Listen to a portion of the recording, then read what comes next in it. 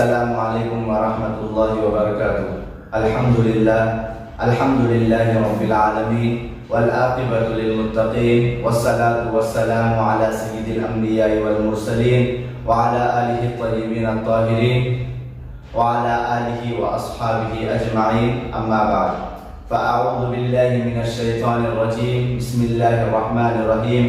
قال الله عز وجل في القرآن المجيد والفرقان الحميد في شأن حبيبه وعظمته إن الله وملائكته يصلون على النبي يا أيها الذين آمنوا صلوا عليه وسلموا تسليما اللهم صل على سيدنا شفيعنا حبيبنا ومولانا محمد وبارك وسلم۔ حسن کو بادشاہ خاص و عام کہتے ہیں، حسن کو بادشاہ خاص و عام کہتے ہیں، علی کا نائب و قائم مقام کہتے ہیں۔ دلیل ایک ہی کافی ہے ان کی عظمت میں، دلیل ایک ہی کافی ہے ان کی عظمت میں، انہیں حسین بھی اپنا امام کہتے ہیں، انہیں حسین بھی اپنا امام کہتے ہیں۔ محترم ناظرین کرام، آج کی ہماری اس نشست میں نواز رسول حضرت سیدنا امام حسن مجتبی رضی اللہ تعالیٰ عنہ کی سیرت کے چند پہلو آپ کے سامنے پیش کیے جا رہے ہیں۔ آپ کی ولادت بسعادت 15 رمضان المبارک 3 ہجری کی شب مدینہ منورہ میں سورہ کوثر کی تفسیر بن کر صحن علی مرتضیٰ و خاتون جنت حضرت فاطمہ الزہرا رضی اللہ تعالیٰ عنہ میں تشریف لائے۔ آپ کی ولادت حضور اکرم صلی اللہ علیہ وسلم کے لیے بہت بڑی خوشی تھی، وہ اس لیے کہ حضور اکرم صلی اللہ علیہ وسلم کے صاحبزادے یکے بعد دیگر رحلت فرما رہے تھے، تو کفار و مشرکین آپ کو طعنہ دیتے تھے، جس کی وجہ سے آپ کو صدمہ پہنچتا تھا۔ تو اللہ رب العزت نے کفار و مشرکین کے جواب کے لیے قرآن مجید میں سورہ کوثر کو نازل فرمایا،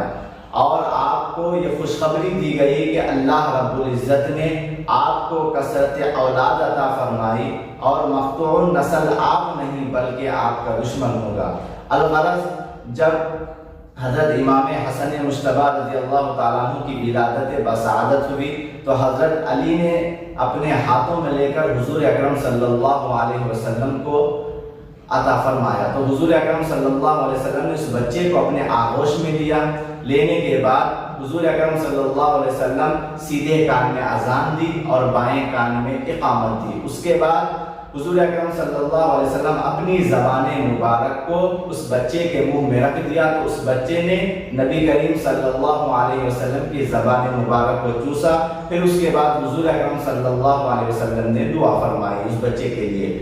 اس کے بعد حضور فرماتے ہیں علی اس بچے کا نام رکھو، تو حضرت علی عرض کرتے ہیں یا رسول اللہ صلی اللہ علیہ وسلم آپ کے ہوتے ہوئے میں کس طرح اس بچے کا نام رکھوں؟ تو حضور نے ارشاد فرمایا میں بھی اس بچے کا اس وقت نام رکھوں گا جس وقت اللہ فرمائے گا۔ اتنے میں حضرت جبرائیل حاضر خدمت ہوئے اور عرض گزار ہوئے یا رسول اللہ صلی اللہ علیہ وسلم اس صاحبزادے کی پیدائش پر اللہ رب العزت مبارکبادی پیش کرتا ہے اور ارشاد فرماتا ہے کہ اس بچے کا نام حضرت ہارون علیہ السلام کے صاحبزادے کا نام شبر ہے، جس کے معنی حسن کے ہیں وہ رکھو۔ تو حضور اکرم صلی اللہ علیہ وسلم نے اس بچے کا نام حسن رکھا ہے۔ اور حضرت علی مرتضیٰ رضی اللہ تعالیٰ عنہ ارشاد فرماتے ہیں کہ حضرت حسن حضور صلی اللہ علیہ وسلم سے بہت مشابہ تھے، چنانچہ خود حضرت علی مرتضیٰ رضی اللہ تعالیٰ ارشاد فرماتے ہیں الحسن اشبہ رسول اللہ صلی اللہ علیہ وسلم ما بین الصدر الی الراس۔ حضرت علی ارشاد فرماتے ہیں کہ حضرت امام حسن سر سے لے کر سینے تک حضور اکرم صلی اللہ علیہ وسلم سے بہت مشابہ تھے۔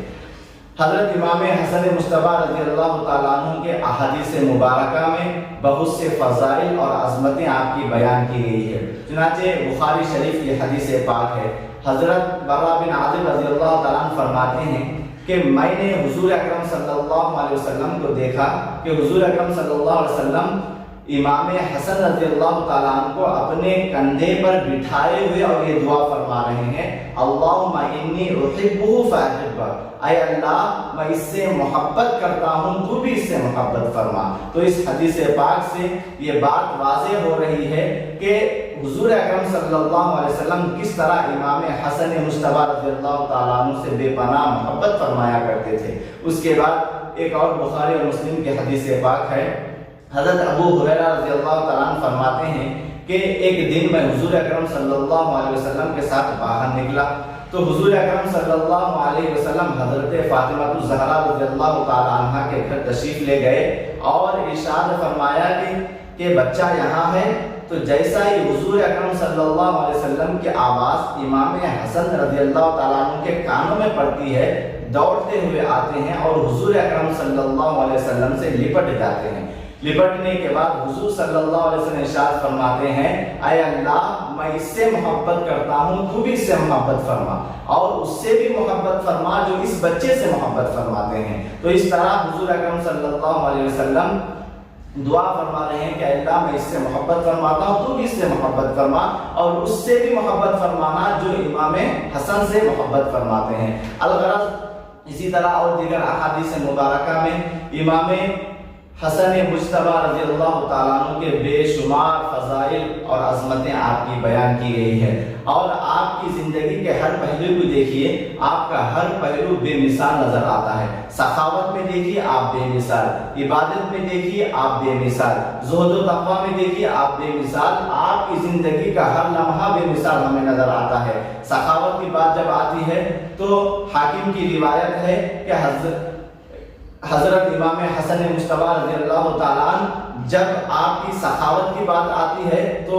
احادیث مبارکہ میں یہ بات بیان کی جاتی ہے کہ آپ ایک شخص کو 1,00,000 درہم عطا فرما دیتے تھے، اتنی سخاوت آپ کیا کرتے تھے۔ پھر جب آپ کی عبادت کی بات آتی ہے تو آپ کی عبادت بھی بے مثال ہوا کرتی ہے۔ حاکم کی روایت ہے کہ حضرت امام حسن مجتبی رضی اللہ تعالیٰ عنہ 25 مرتبہ پیدل حج آپ نے فرمایا ہے، حالانکہ آپ کے پاس اعلیٰ قسم کے سواریاں موجود تھی، لیکن آپ نے کیا کیا کہ 25 مرتبہ پیدل حج آپ نے کیا ہے۔ یہ آپ کی عبادت بھی بے مثال ہے۔ اسی طرح اور ایک حدیث پاک میں ہے کہ حضرت امام حسن مجتبی رضی اللہ تعالیٰ عنہ 3 مرتبہ آدھا مال خدا کی راہ میں خرچ کیا اور 2 مرتبہ اپنا پورا مال اللہ رب العزت کی راہ میں آپ نے خرچ کیا۔ تو آپ کی سخاوت بھی بے مثال ہے۔ اسی طرح مسلمانوں کی خدمت کرنے کا جذبہ بھی آپ کے پاس بے مثال تھا، اور آپ کی عادت مبارکہ تھی کہ آپ کے پاس جو بھی حاجت لے کر آتا، کوئی ضروری کام اگر کوئی لے کر آتا کہ مجھے یہ کام کے لیے اتنے فلاں پیسوں کی ضرورت ہے اور فلاں کام کے لیے مجھے یہ کام کی ضرورت ہے، تو حضرت امام حسن مجتبی رضی اللہ تعالیٰ عنہ کی یہ عادت مبارکہ تھی کہ آپ اس کی ضرورت کو پورا کرنے کے لیے نفلی عبادت پر ترجیح دیا کرتے تھے۔ چنانچہ امام حسن مجتبی رضی اللہ تعالیٰ عنہ ایک مرتبہ اعتکاف میں بیٹھے ہوئے تھے، ایک شخص آپ کی بارگاہ میں آیا اور اپنی ضرورت کو لے کر آیا اور درخواست کیا کہ میری اس ضرورت کو، میری اس حاجت کو آپ پوری فرمائیے۔ تو حضرت امام حسن مجتبی رضی اللہ تعالیٰ عنہ اپنے اس اعتکاف کے دائرے سے باہر نکلتے ہیں، باہر نکلنے کے بعد اس کی حاجت کو پوری کرتے ہیں، پوری کرنے کے بعد حضرت امام حسن مجتبی رضی اللہ تعالیٰ عنہ ارشاد فرماتے ہیں کہ میرے نزدیک کسی مسلمان کی ضرورت کو پوری کرنا میرے نزدیک 1 مہینہ اعتکاف بیٹھنے سے زیادہ بہتر ہے۔ تو اس طرح امام حسن مجتبی رضی اللہ تعالیٰ مسلمانوں کی خدمت اس طرح کیا کرتے تھے، آپ کی خدمت بھی بے مثال ہوا کرتی تھی۔ اب صحابہ کرام رضوان اللہ تعالیٰ علیہم اجمعین بھی امام حسن مجتبی رضی اللہ تعالیٰ سے بے پناہ محبت کیا کرتے ہیں۔ چنانچہ مسند امام احمد کی حدیث پاک ہے، حضرت عقبہ بن حارث رضی اللہ تعالیٰ کہتے ہیں کہ حضور صلی اللہ علیہ وسلم کے وصال کے چند روز بعد میں نماز پڑھ کر حضرت ابو بکر صدیق رضی اللہ تعالیٰ عنہ کے ساتھ باہر نکلا۔ باہر نکلنے کے بعد حضرت ابو بکر اور حضرت علی نماز کے بعد ایک ساتھ ایک راستے سے جا رہے تھے۔ اسی راستے میں حضرت امام حسن مجتبی رضی اللہ تعالیٰ بچوں کے ساتھ کھیل رہے تھے۔ کھیلتے دیکھا حضرت ابو بکر نے تو امام حسن کے قریب گئے اور ان کو اٹھایا اور اپنے کندھوں پر بٹھا لیا۔ بٹھانے کے بعد حضرت ابو بکر صدیق رضی اللہ تعالیٰ عنہ ارشاد فرماتے ہیں کہ اس بچے پر میرے ماں باپ قربان جائیں، اور اس بچے کی صورت حضور اکرم صلی اللہ علیہ وسلم سے ملا کرتی ہے، اور حضرت علی مرتضیٰ رضی اللہ تعالیٰ عنہ سے اس بچے کی صورت نہیں ملتی۔ یہ سن کر حضرت علی مرتضیٰ رضی اللہ تعالیٰ عنہ مسکرا رہے تھے۔ تو اس طرح آپس میں صحابہ کرام بھی امام حسن مصطفیٰ رضی اللہ تعالیٰ عنہ سے بے پناہ محبت کیا کرتے تھے۔ الغرض احادیث پاک میں اور دیگر احادیث مبارکہ میں آپ کی بہت سی فضیلتیں اور کرامتیں بھی آپ کی بیان کی گئی ہے۔ الغرض آپ کے تمام کمالات اور تمام خوبیاں احادیث مبارکہ میں تمام کی تمام بیان کی گئی ہے۔ اس کے بعد حضرت امام حسن مصطفیٰ رضی اللہ تعالیٰ عنہ 50 ہجری کو مدینہ منورہ میں آپ کا وصال ہوا، اور آپ کی نماز جنازہ میں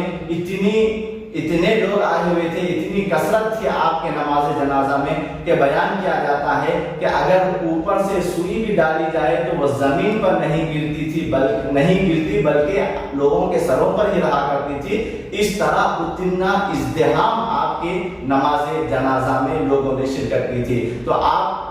کا جب وصال ہوا تو آپ کو جنت البقیع میں حضرت فاطمہ الزہرا رضی اللہ تعالی عنہا کے پہلو میں آپ کو دفن کیا گیا ہے۔ یقیناً آپ کی زندگی ہمارے لیے ایک نمونہ عمل ہے، ایک اسوہ ہے۔ آپ کی زندگی کو اگر ہم دیکھیں گے تو ہمیں یہی پتہ چلتا ہے کہ آپ نے جو زندگی گزارا ہے اللہ اس کے رسول کی محبت میں گزارا ہے، اور جس مقصد کے لیے ایک بندے کو دنیا میں بھیجا گیا ہے وہ مقصد حضرت امام حسن مجتبی رضی اللہ تعالیٰ عنہ نے مکمل کیا ہے۔